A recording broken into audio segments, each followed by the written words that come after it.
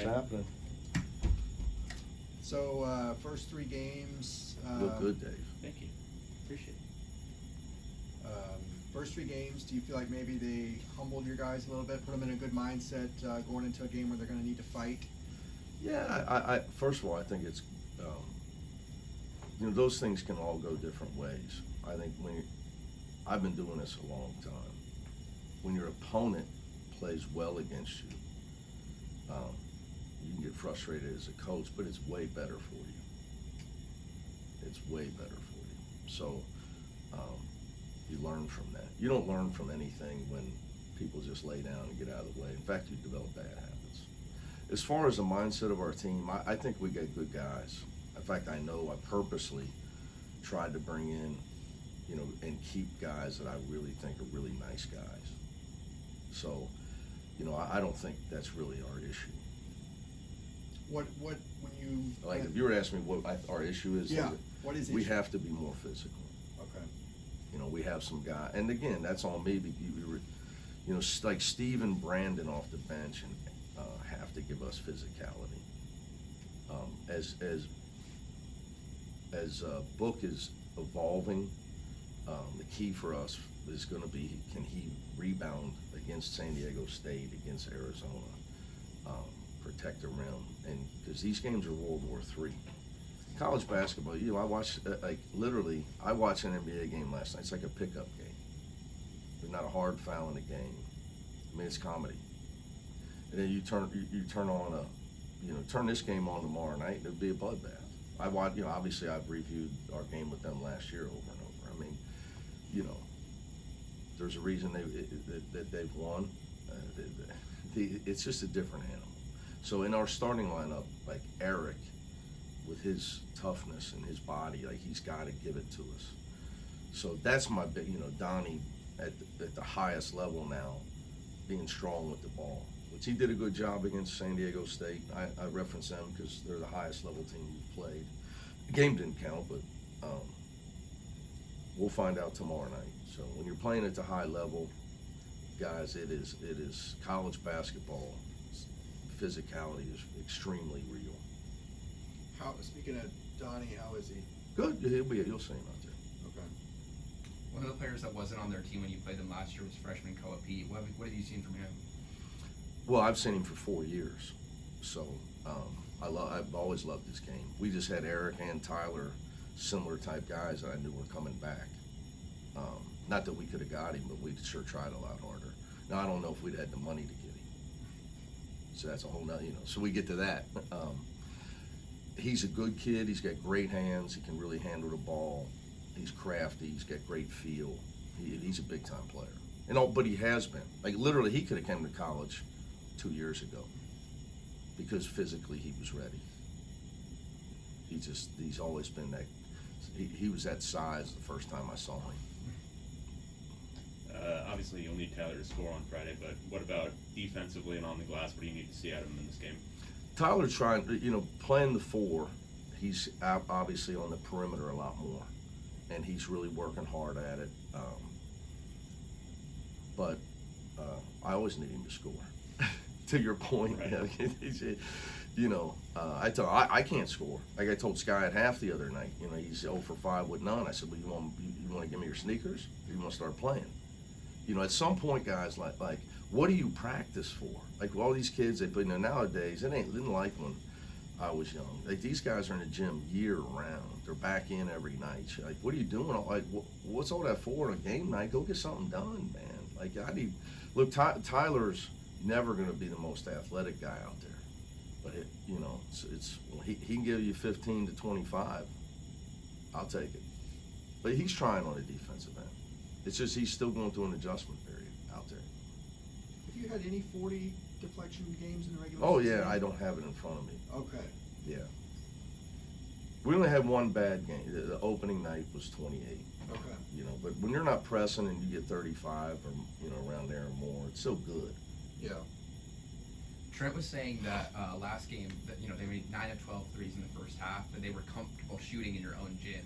How do you make a team uncomfortable in your own gym? Well, I would say, look, some of that is, what we say to our team. Uncomfortable teams shoot a low percentage. Comfortable teams shoot a high percentage.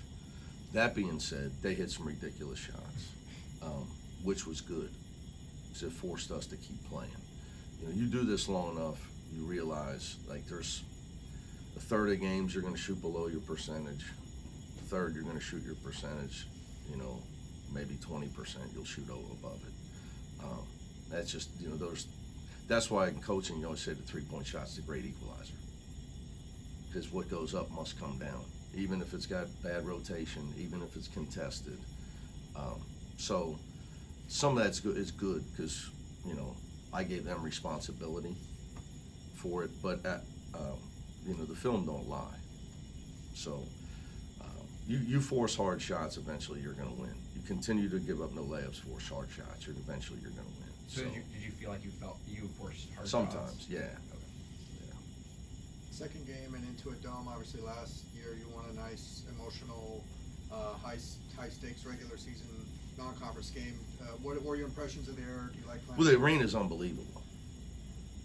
You know, I can't comment on the amenities because all I did was come in through the tunnel and coach. You know, Locker room. Yeah, obviously everything's awesome down below. From what everybody tells me, it's just, you know, unbelievable place to watch a game. And I wasn't able to get there last spring. So as far as like playoff games or anything for the Clips, so. You know, I would say the environment was great. Our fans were packed down. You know, it was packed. We had great environment. So, I think you know, it's clearly maybe the best basketball arena. Was built for basketball in the world. So it's only a few miles away. We might as well try to play there every year. So we're trying to get another one there next year. And they're very accommodating. Their front office, their people are great to us. What have you seen from Krivas and Awaka inside? I mean, they haven't played that much, so, you know, and Krivas was hurt. Look, I know Krivas. He's huge, and he's physical. He's everything you would think a guy from Lithuania would be. Tough as nails, big, strong. I probably couldn't party with Krivas. I probably couldn't stay with him. No, a lot of respect for him. A lot of respect for him. You know, same thing with Waku, just a big, tough, strong guy. They know who they are, and they bring that to the table, and they're good at it. What have you seen out of Booker's passing so far? Book's offense is tremendous. You know, and we got a lot of guys that can get things done offensively on this team. So the more though you incorporate somebody that's close to the rim that can score or pass, it's going to make your offense better. So if you were to say, like, give me an area we could get better, finding Xavier Booker when he's open on the interior, not on the exterior, Right. not on the perimeter, when he's open on the interior, finding him. Because if you, like, his touches, his paint touches, we score like 90% of the time. Whether it's him or he hits the pass, you know, like you Right. alluded to his passing, or he finishes. What specifically makes Booker so dangerous in the paint, you think? Well, he's got 6'11" and he's skilled. I mean, he's a very skilled. You know, most guys his size are choppy offensively. You know, he's skilled offensively. That is his strength. His talent, his ability to pass and shoot. He can go by his man and finish. When it comes to that now, I mean, he can do it. You know, as far as skilled guys you watch that are, you know, offensive players, they can shoot the three, they can pass in the post, they can drive by their man at 6'11". You can count them on one hand in college basketball. Do you believe in the idea of an early season measuring stick game? I think, look, you gotta figure out the truth, and you know, your guys got to get the truth. You know, like, you can only carry a fighter for so long. Eventually, he's got to get in the ring against somebody else that's ranked. I mean, that's the way I look at it. You're not going to know, and then you got to figure out how you handle it, how you react. For us, getting a couple big high major games before the Big Ten is important, because we play conference games the first week of December. So you don't want those to be your first test against high major teams when you're playing conference games. So I mean, look, these are games that these guys came to play for. you know, now you're not hanging any banners at either school if you win. It's all, I mean, it's real early now. I mean, it's about when when I started, the season started right about now. Or even Right? later. Yeah, you guys remember, I mean, yeah. So, but, you know, you were out here, you might as well, you know, let's figure it out. You know, and then you got time to get better. You know, even if you win, it's still early. Like, you know, you gotta be able to assess, well, we might have won because they had a bad night. They couldn't make a shot, you know. You could get lucky and win, you know. So it's all about trying to evolve as a team. But you gotta get in the ring against somebody that can beat you. I mean, that's when you find out who you are. All right, guys? Thank Thanks you. for Thank you. coming. Thank you. Thank you.